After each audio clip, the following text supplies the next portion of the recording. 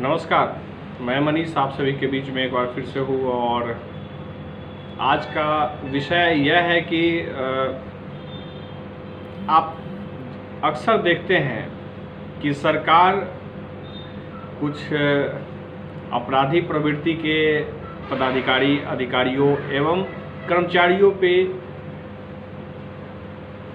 अपनी प्रशासनिक एवं विभिन्न प्रकार के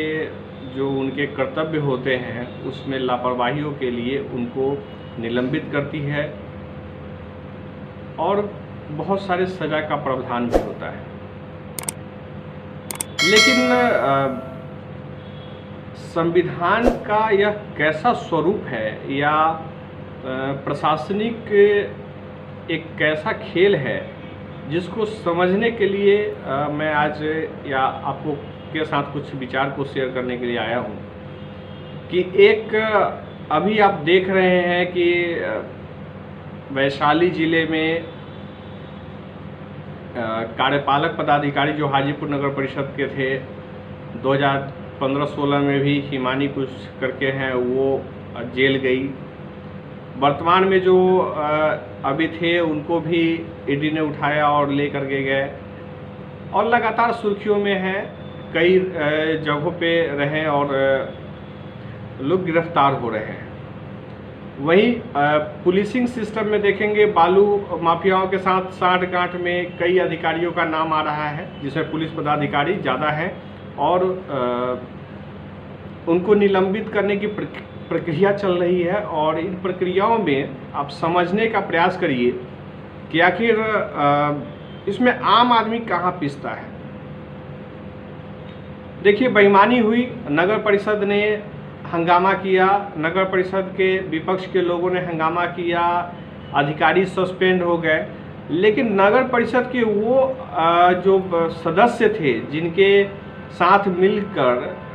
अधिकारी पदाधिकारियों ने मिली भगत करके जो राजनेता जिसको आप वार्ड सदस्य कहते हैं उनके ऊपर कार्रवाई क्यों नहीं हुई।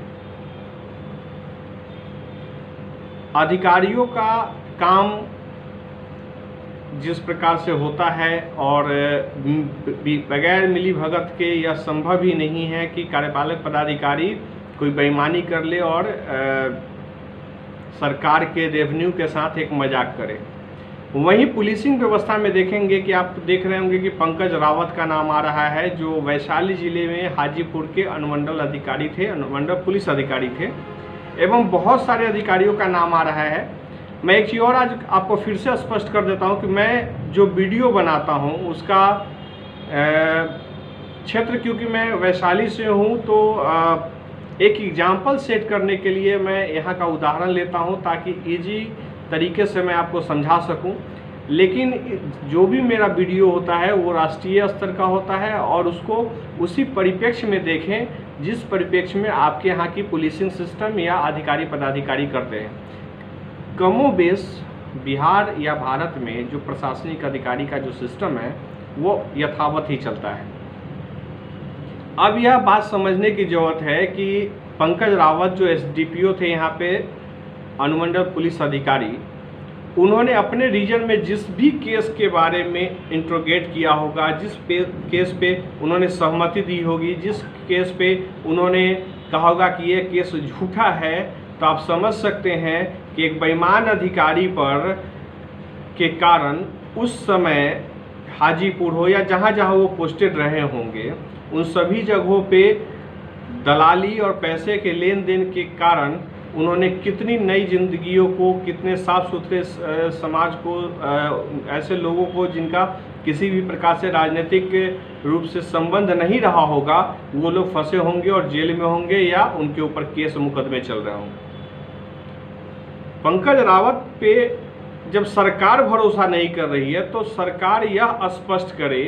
कि न्यायिक प्रक्रियाओं में जिनको भी पंकज रावत ने इफेक्ट किया या पंकज रावत ने अब तक जो जांच रिपोर्ट सबमिट की उसके ऊपर और उसकी निष्पक्षता पे सवाल क्यों नहीं खड़े होते हैं या क्यों नहीं हो सकते हैं। सरकार ने अपने रेवेन्यू को लेकर के, अपने पास होने वाली सिस्टम को लेकर के उन्होंने कार्रवाई तो कर दी, लेकिन उन अधिकारियों की वजह से जो आम पब्लिक फंसा या आम पब्लिक के ऊपर कोई कार्रवाई हुई या जांच के दायरे में आकर के, क्योंकि पैसे के लेन देन पंकज रावत ने खूब किया। पंकज रावत ने जिस प्रकार से अपने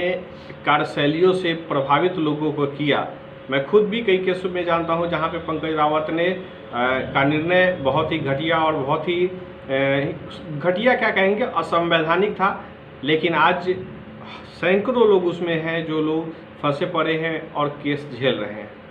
तो सरकार को इस सिस्टम पे भी फोकस करना चाहिए कि इसका नतीजा क्या होता है। अब रही बात की कार्यपालक पदाधिकारी जिनको जेल भेजा गया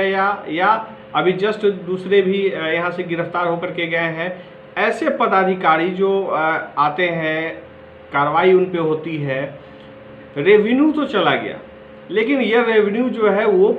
आम पब्लिक का है, पैसा उसका है, जिसका खामियाजा आप हाजीपुर में देखते हैं। और हाजीपुर को देखते हुए आप मुजफ्फरपुर को भी देखिए, स्मार्ट सिटी है, भागलपुर को भी देखिए, पटना को भी देखिए कि स्मार्ट सिटी किस स्तर का स्मार्ट बन पाया है, जहाँ पे पूरी की पूरी जलमग्न है, नाव चल रहे हैं, हर घरों तक अब पानी, नल जल योजना का पानी,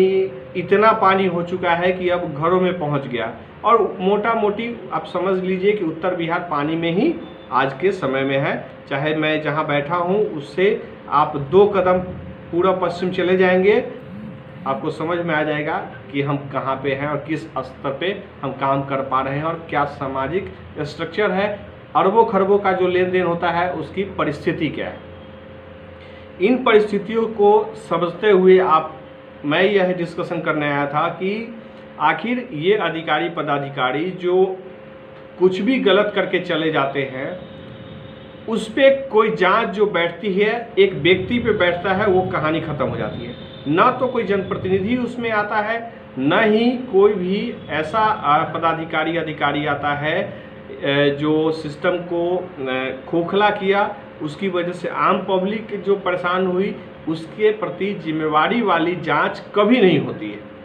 तो इन बातों पे फोकस करने की ज़रूरत है कि आज जिस प्रकार से हाजीपुर शहर पूरा का पूरा पानी से भरा हुआ है, जलमग्न है, और सामान्य रूप से नालों का पानी भी निकलना बहुत मुश्किल है, नाले साफ नहीं हुए। तो आप देख सकते हैं कि आज के पेपर में भी आया है कि 15-16 में जो कार्यपालक पदाधिकारी थे उनकी भी गिरफ्तारी हुई है। तो आप सोच सकते हैं कि यह षड्यंत्र, और ये जो षड्यंत्र है लगातार चलता है और एक सिस्टम का पार्ट है। 1-2 अधिकारियों पे कार्रवाई हो जाना उसको सफलता नहीं मानी जाए। इसमें सारे उस समय के तत्कालीन जिलाधिकारी भी जो रहेंगे या आज वर्तमान में जिलाधिकारी, इनकी भी बहुत बड़ी संलिप्तता होगी, क्योंकि अगर संलिप्तता नहीं होगी और भ्रष्टाचार में वो पैसे नहीं लेते होंगे तो इस कंडीशन में हाजीपुर की दशा नहीं होती। यानी नगर परिषद हाजीपुर की बात मैं कर रहा हूँ। नगर परिषद हाजीपुर का विस्तारीकरण हुआ है, 3 पंचायतों को जोड़ दिया गया है, पंचायत से कन्वर्ट करके नगर परिषद में। लेकिन दुर्भाग्य की बात है कि मैं इसे एक वार्ड यानी पंचायत का जो एक वार्ड होता है उस स्तर का भी हाजीपुर शहर को, नगर पालिकाओं को नहीं मानता हूँ। क्योंकि राजेंद्र चौक जो मुख्य सड़क है, गांधी चौक, यहाँ पे भी जब पानी जमा होता है, कलेक्ट्रेट में आपने देखा होगा कि टैंकर से पानी निकाला जाता था, जहाँ डीएम एसपी बैठ रहे हैं उसमें पानी घुसा हुआ है। तब समझ सकते हैं कि किन परिस्थितियों में हाजीपुर को बनाने का काम हमारे पदाधिकारी अधिकारी कर रहे हैं। तो विषय पे फिर मैं आता हूँ कि ये सारी जो बातें मैंने कही बस एक ही सिस्टम का पार्ट है, लापरवाही, दलाली और असंवैधानिक व्यवहार, जिसमें अधिकारी पदाधिकारियों पे कार्रवाई भले ही हो जाती हो, लेकिन आम आदमी को जिस प्रकार से जाम की समस्या, नालों की समस्या से झेलना पड़ता है। कुछ लोग का बयान भी आता है कि सड़कों के घर के मैप